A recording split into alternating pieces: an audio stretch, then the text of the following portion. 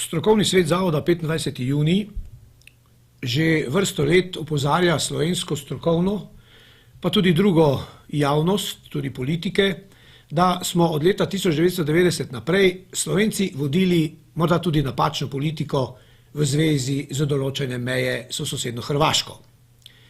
V ta namen smo v zavodu zraven drugega izdali tudi poseben zemljevid, na katerem smo prikazali večino problematičnih točk na slovensko-hrvaški meji, ki jih je potrebno narediti na novo, ker so nekatere predvidene rešitve nepravilne. Na osnovi vseh naših prizadevanj za pravično mejo in izdelanih strokovnih stališč zavoda, tudi opozicijskih strank, ter pri upoštevanju uveljavljenih pravnih in drugih strokovnjakov, da jih navedem samo nekatere, dr. Cerarja, dr. Čebulja, dr. Bučarja, dr. Pavlihe in mnogih drugih razumnikov, lahko trdimo, da je arbitražni sporazum, o katerem bomo odločali volivci na referendumu, slab.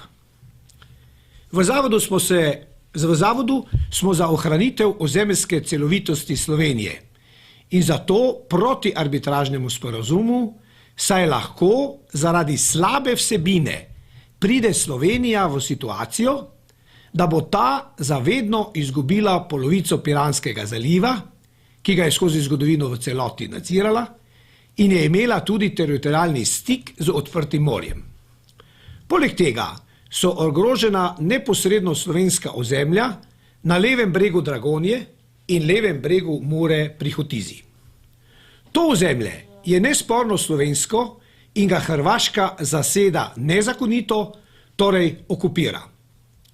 Ta arbitražni sporazum je slab tudi zato, ker je v nasprotju s sklepom Državnega zbora Republike Slovenije iz dne 18. februarja 2009 in govori o nepriznavanju predpisov Republike Hrvaške, ki kršijo ozemeljsko celovitost Republike Slovenije. Rezultati arbitražnega sporazuma bodo v nesoglasju z Ustavo Republike Slovenije in temeljno ustavno listino, saj je Ustavno sodišče Republike Slovenije samo v svojem elaboratu dopustilo možnost, da bodo lahko sprejeti sklepi na osnovi tega sporazuma neustavni, a temu tedaj ne bo mogoče več ugovarjati. Zaradi tega bomo morali takrat spremeniti našo ustavo in se, med narekovaji, ustavno odpovedati slovenskemu morju in ozemlju.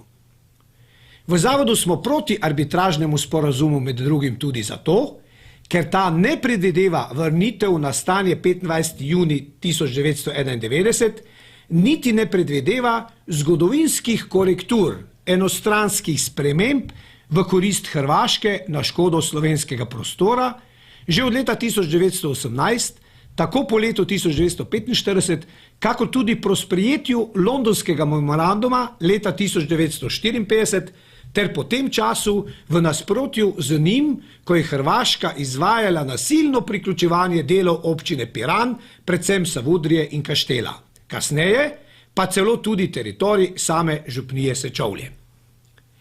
Ker je arbitražni sporazum neke vrste pravilnik o delovanju arbitražnega sodišča, pomeni za Slovenijo zaradi nepravilne vsebine preveliko tveganje, da izgubimo to, kar so nam naši predniki skozi stoletja ohranili, ter nacionalno pomemben teritorialni stik z mednarodnimi vodami. Mnoge zamotane študije, ki smo jim priča v zadnjem času, pa še dodatno zamegljujejo dejstvo, da je bil arbitražni sporazum pripravljen brez sodelovanja strokovnjakov, ki so brezuspešno poskušali posameznim dikcijam nasprotovati, čeprav pravega sodelovanja med maloštevilnimi avtorji arbitražnega sporazuma in med temi drugimi ni bilo nikoli. Arbitražni sporazum je pripravljen torej enostransko in ni niti strokovno, niti politično usklajen. 6. junija 2010 se bomo torej odločali o tem, ali smo se pripravljeni odreči celovitosti Slovenije in stanju na dan 25.6.1991, saj arbitražni sporazum predvideva uporabo vseh vzvodov za spremembo tega stanja in ne obstaja in obsoja enostranske posege Hrvaške v slovenski prostor. Pozivamo vse, da se referenduma udeležite in glasujete proti, ter s tem prispevate svoj pomemben delež pri ohranitvi celovitosti slovenskega ozemlja in ohranitvi teritorialnega stika Slovenije z mednarodnim morjem.